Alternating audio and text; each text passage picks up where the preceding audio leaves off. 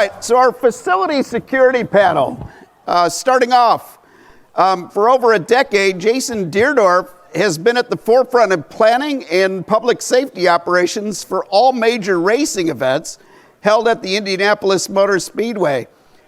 Jason, could I also give you credit for the yellow shirts actually smiling now? Go ahead and introduce yourself. Yeah, so as he mentioned, I've been a police officer for 25 years in the town of Speedway. I've, for over a decade now, helped with I can't really take full credit for it, but work with a great group of individuals from local, state, and federal departments to plan public safety for the events at the Indianapolis Motor Speedway. I also have a security company. We're licensed as a security guard company and a private investigations firm in the state of Indiana. One of the big reasons that I'm here at this conference, and thanks to Tim for inviting me here because this is my first time, but also part of the business that I'm building is consulting work with racing facilities and other event venues that can't necessarily afford to hire 24/7 security around the year to plan events, but we want to give a cost-effective solution for those facilities and those racing series to come out on event weekends to help oversee the security functions. Our next guest, Aaron Hemmel, is part of the team that has helped upgrade the Pittsburgh International Race Complex in recent years. Your unique background as a certified racing instructor, former general manager of NARA, has prepared you quite well for your role at Pitt Race. Please introduce yourself. Hi, good morning. Thanks, Dennis. I've been here, this is either my third or fourth year to the RTBC, and this is my first time up here, so thanks for inviting me. Thanks for having me. Yeah, it's been a pretty great journey since the beginning of 2013 between the series and the track, becoming a part of the track that I used to participate at. So that's been really fun to see that progression take place.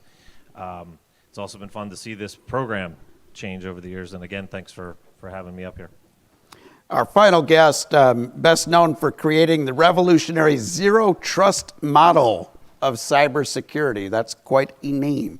John Kindervag joined Palo Alto Networks in 2017. In our ever more connected and interconnected world, John's expertise can help enhance cybersecurity within the racing industry. John, please introduce yourself. Yeah, hi everybody. I'm John Kindervag. I'm out of Dallas, Texas. I'm the field CTO for Palo Alto Networks, which is the world's largest enterprise cybersecurity company in the world. And for the last 5 years, we've been sponsoring a driver in the Road to Indy Series, Rob McGinnis, number 27, driving for Andretti. And so I've gotten to hang out the last 2 seasons at racetracks around the country and saw a lot of things that were cybersecurity concerns. And so I met Tim at an event in Dallas and was telling him some of the things I saw, and he said, come over to this event and talk to people about it. Well, thanks for being here. This first question I'm going to aim at you, Jason. Where are we most vulnerable in facility security? As media, I go to some events, and my bags are checked even if the security guard has recognized me from being there year after year after year. Other events, I've never been there before, and it can be a huge event, and I walk right in without my bag being checked. From the front gate to the back gate, or the media gate, or even cyber attacks, where are we most vulnerable right now, in your opinion? Yeah, I think that's an interesting question. I think if any of us look at that, we automatically think the back gate, because that's probably where we think about things the most happening because we have the least coverage of it. My feeling is it starts at our front gate, obviously, because most times at the gates that you're talking about, facilities are hiring outside vendors that are coming in and doing security, doing bag checks at those gates. One of the things that we've seen really frequently within the past few years is a shift to where a lot of these private security companies make promises to the number of personnel that they can provide to a facility and then end up coming up short, most times too late for those trying to be backfilled by other companies. So that creates one problem. Second problem is with those security companies as well is, what kind of training do they have? Most of the private facility owners and representatives are basically just going on what that company is providing to them for security, not really knowing the background of those companies. So are they trained properly in security and what to look for? If they're wanting people that are coming in, are they properly trained to do that, or bag checks? And then it also comes back to the facility too. Is there standards that are put in place that are being practiced on a regular basis? Are you checking every bag? Do you get to a point where you're checking every fifth bag or something like that? Do you have those plans in place, and are you following those plans appropriately? Another thing is communication. A lot of times, in addition to private facility security, we're also using off-duty police officers. I can say this from experience. I've been at facilities before. I've actually watched firearms walk into facilities and approach police officers, one, pointing out that to them, and also trying to determine what the policy is. And it might sound crazy, but I've been to places before where those police officers don't know what that policy is, which is really scary when you're talking about a public event with thousands of people. From the back gate perspective of it, you can kind of have some of the same issues. More so is penetration points on your facility that you need to be aware of. Where are the easy locations for people to get into your track that you may be unaware of, or are places that are not traveled as much as your public gates are. And then that also leads into cybersecurity, which is becoming probably a bigger issue now as we evolve in technology and as more things are turning to digital. When I was a kid, Tom Deary, cover your ears if you're still in the room. It was not uncommon for people to try to sneak in to the track because we're cheap, couldn't afford a race ticket.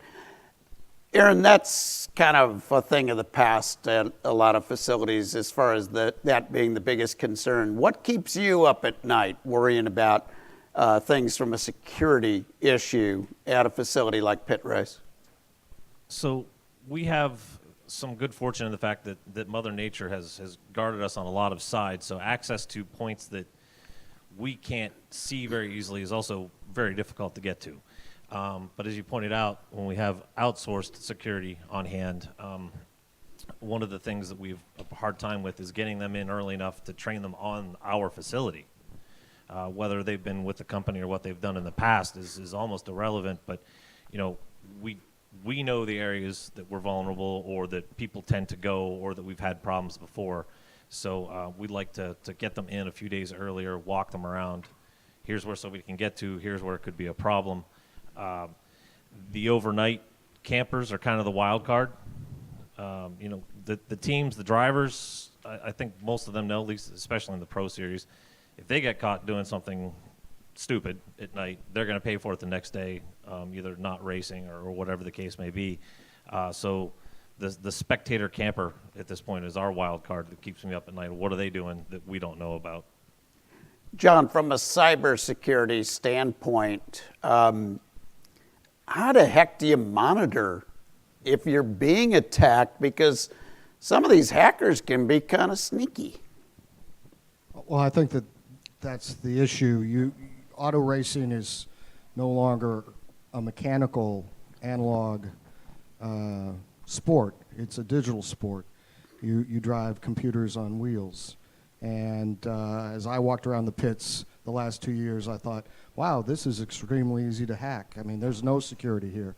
No one's thinking about security. And with the legalized gambling, you're going to see, I would anticipate anyway, organized crime rings coming in to manipulate cars so that they can get the car they want to finish first so that they can collect a large amount of money. You've now got money involved, whereas before you really didn't. So legalized gambling will be, I think, the driver for hacking cars. And there's a lot of research being done on how to hack cars, right? How to hack CAN bus, how to hack an ECM, how to hack any of those digital systems, how to hack the telemetry. Just talking to drivers and mechanics and everybody in the IndyCar series, you know, they're like, oh, I guess we could hack push to pass. That'd make it easy to determine who's going to win, right? And yeah, you can, absolutely. Anything that's digital, anything that's computerized, you can absolutely hack. And complacency is the number one threat to the industry right now. That'll never happen to me. I've heard that my whole career, and it does happen to people. So it will happen to you. And it's not like you're just worried about people shutting down a car completely, because that would be pretty obvious. But when you talk about gambling, you could reduce the horsepower by just a little bit to affect that outcome. How can we monitor that cybersecurity threat to the race car or to the facility? What's the best way to monitor? Well, you're going to have to think about how you can build the monitoring telemetry capabilities into the engine itself, for example, or put proactive controls into the engine I mean, that's what all the big auto manufacturers are doing. They're trying to put cybersecurity controls in the engine now to protect against those kinds of things. Because, yeah, you absolutely could control just by, in the old days of sports betting and fixing sports, like in the NBA, when you had to get the ref, you had to bribe the ref. You don't have to bribe the driver, you don't have to bribe the team. All you have to do is get access to some system that's digitized, and that will be easy to do. And now you can control the car, and you can control it in such a subtle way that there would be no way anyone would know that you're doing it, at least at the time. Jason, obviously your big concern during the month of May is the biggest race venue that exists, but are smaller race venues and smaller race events, are they maybe more of a target or a potential target because of complacency? And is there an affordable way for tracks and series to combat that? So I think, yeah, if you look at Indianapolis and the Indianapolis 500, I think that is a great target for a terrorist, obviously, because you're on the international stage. There's a lot of ability to cause a lot of casualties and publicity over that. But it's also probably an event that may be lesser vulnerable than a lot of the other events.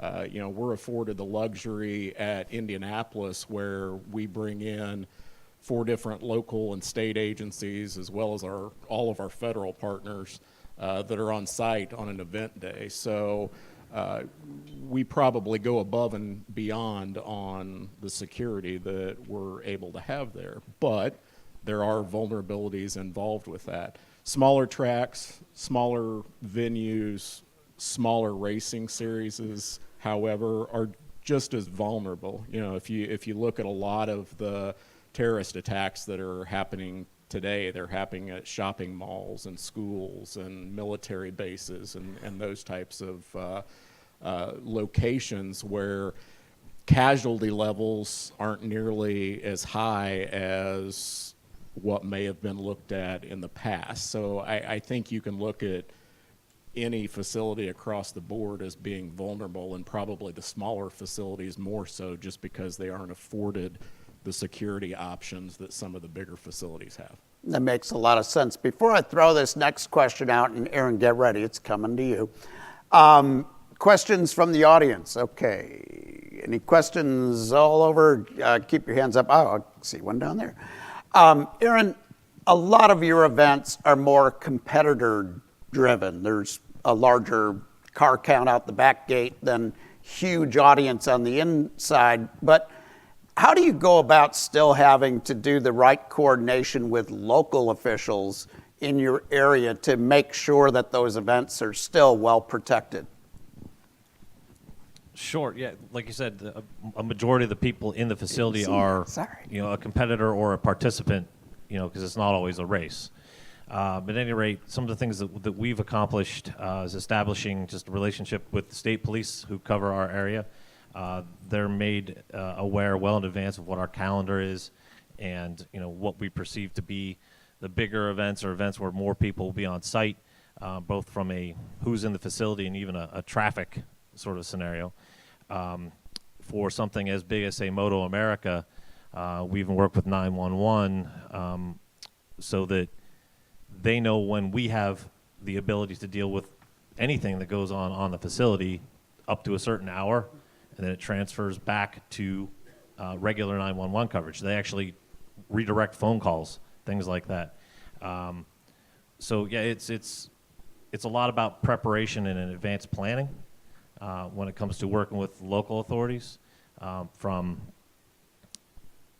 letting them know who's going to be there, and also what's happened in the past. Those officers change, and the same thing as I said before, we invite them to come up, check the place out. Pittsburgh has been growing over the last 6 years, and we still have people that come through the gate that live 15 minutes away who had no idea that it was there or how big that it is. So it's an ever-changing dynamic when it comes to security. Jason, again, nobody does a better job than the Indianapolis Motor Speedway of coordinating with local officials. I can say that because usually by the time I file my stories, I don't have a whole lot of traffic to get out to the main road. I'm amazed how quickly 300,000 people can exit a racetrack. But for smaller events that you do at the Speedway that might not have the huge fan base, or your advice for other tracks and other smaller venues, what's the best strategy for coordinating with local officials? It's done really well here in Indianapolis, but I see it as a disaster in some other parts. What's your best advice for strategy to coordinate well with your public officials? Yeah, I think as he mentioned, planning's a big part of that, planning well in advance, coordinating and having good communication with public officials, whether it's a county sheriff or the state police in a particular area, reaching out to those people, reaching out especially to the ones in command positions that make the decisions on whether or not they're going to be able to come out and be helpful for an event on their department's dime, or whether it's a scenario, which I know a lot of tracks deal with, of bringing in the police and having to pay for those services. But I think the most important thing is just building those relationships. I appreciate your comments, but it's also taken a very long time to build the relationships that we have with our local, state, and federal agencies here. And there have been times where there's been a shift in that, where the wrong people have gotten into the wrong positions at those public safety agencies, and then it takes time once that changes to get that respect built up with everybody. But once you have that group in place and have a good plan of communicating, and can hopefully have them all on site and be able to work together and build those relationships, it gets to the point where nobody questions anybody else's decision. I can lean over and ask my friend from state police, explain a problem, and they deal with it immediately. There's never a question of that, just because we've built those relationships. I'm spoiled because coming out of the media lab, I'm always sent direct to 74 West to head home to Danville, so I'm in good shape there. John, from a standpoint of cybersecurity, if you know you've been hacked, how the heck do you coordinate that with your local officials? So if you know you've been hacked, don't coordinate with your local officials. They won't know anything about that. You'll have to either contact the FBI or the Secret Service. Those are the two national organizations who deal with cybersecurity. But note that the chances of you catching that person are very, very small. Doing a prosecution are extremely small. You're probably just going to have to recover and see what you can do to make sure it doesn't happen again. It's not like other crimes where it's easy to prosecute, find the people, throw them in jail. The people who are going to hack you, like in that movie plot scenario of gambling, those are going to be organized criminal organizations, probably from a foreign nation state, probably backed by millions of dollars, and you aren't going to catch them. And so your local government can't help you at all, and your national government can help you very little. And so it all falls on your shoulders. There are 4 domains of warfare: air, sea, land, and cyber. You don't fight air, sea, and land. The governments do, but you have to fight your own cyber war. And that's my message to everybody around the world. Right down here. Mike Schmitz, MyLab Sports Timing, Atlanta, Georgia. I had more of a general statement. I've been in the motorsports business for 2 years, but have been in the running industry for 15 years. And I'm now one of the course check guys for the Boston Marathon and the Chicago Marathon. And as we all know, the horrific bombing in the Boston Marathon kind of changed the industry in event world as we know it. And one of the things is we learned from the Boston bombing is you don't know what you don't know until you actually have to do it. And, from Indianapolis, Motor Speedway, it's a large venue, but there's a lot of you in here that have small venues that are easy targets. And, it's one of those things, Boston was horrific and 3 people lost their life. And 1 person losing their life is a horrific situation. So it should be taken serious. And from the industry, actually grew a great conference, NCS4, that is a safety-specific conference just for events and venues. And there's actually one coming up in Atlanta in February at Mercedes-Benz, the new stadium out there, which for anybody in this room that is tied to a venue or is tied to event-specific security would be a great thing to attend, because this is becoming more and more of a problem and more of a target. It's not just Super Bowls that are getting looked at or Indy 500. It's anything with a group of people where anarchy can be ensued. And that could be a 500-person race, or it can be 500,000 people in a location. So it's really important that everybody thinks about it. Again, we're not going to have enough time to answer all the questions, and you're probably going to be thinking of a lot of questions for these experts. I know John's last comment just scared the heck out of me and got me thinking about a lot of things. So again, they're available via email, via phone. Their contact information you will have as an attendee of this program. Use these experts. They're very good at what they do. And they will provide the services that you need, or in Aaron's case, some practical advice on how it's working in the real world for them. Final thoughts. We're going to start out with you, Jason. Yeah, I think to this gentleman's point, it's spot on. Regardless of how big your event or how big your venue is, you really need to be concerned about the security aspect. We no longer live in a world where we can live by the ideals of we've always done it that way. Nothing's happened before, because we as society usually don't react to something until something bad happens. And then we change our policies and our plans to try to ensure that something like that doesn't happen again. So, it's a great program that you mentioned. I think University of Mississippi puts that on, but they have various types of training.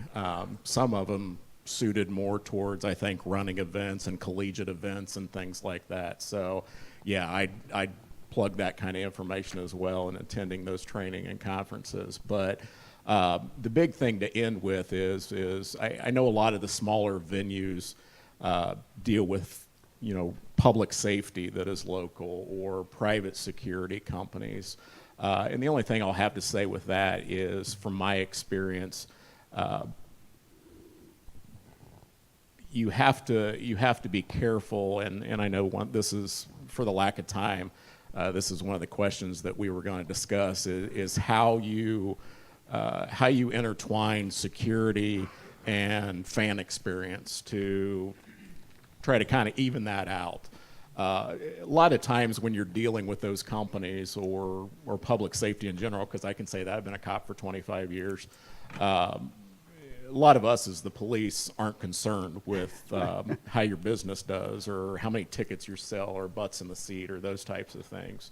We're concerned about safety, getting traffic in and out of there and going home at the end of the night. So, just be concerned with that. And, like when I initially discussed what I do, that's something where a company like ours or another consulting company can come in and help you and build those relationships and build those emergency plans and be there on your behalf on an event day to make sure that not only security and safety part of it's handled, but we're also doing what's in the best interest of the facility itself.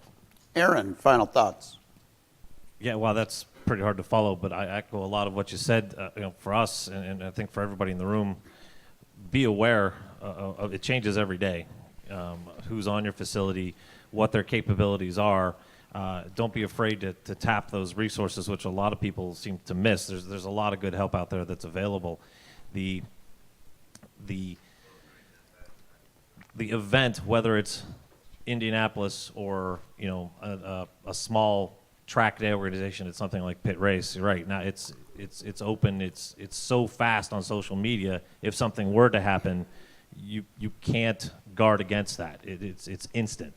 So there's no more, well, they're at a higher risk because it's a bigger event, and who cares about us? We're just this little guy over here in the corner. That's not true anymore. So you have to pay attention every day to who you have coming in, who you have going out, whether it's physical security of the facility or whether it's something, internet, cyber related, but we all have to be thinking ahead of them. John, final thoughts. Yeah, you all think you're in the auto racing business, but you're not. You're in the computer business now. The world's changed around you, and that's the hardest thing for people to get over. What they do is a brick and mortar. What they do in the analog world, that's what they think they are.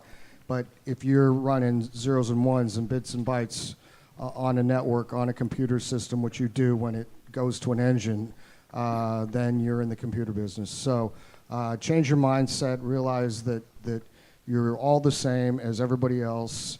You're directly connected to the world's worst malicious actors. We all live in the same bad neighborhood. There are no suburbs on the internet, man. So you got to understand that the threats that you're going up against are like nothing you've ever seen before. Nothing you've ever seen before. Take a look at Stuxnet, the thing that took down the Iranian centrifuges. $100 million it cost to build that, and that code is out in the wild. And so it's way more dangerous than you could ever imagine. So start building cybersecurity programs for your race cars, for the telemetry, for race control, for all that stuff, because from my view, right, and I could be wrong, but just walking around and talking to people at the race courses, I don't think it's there. I agree with you there. We seem to get complacent about a lot of things sometimes in security.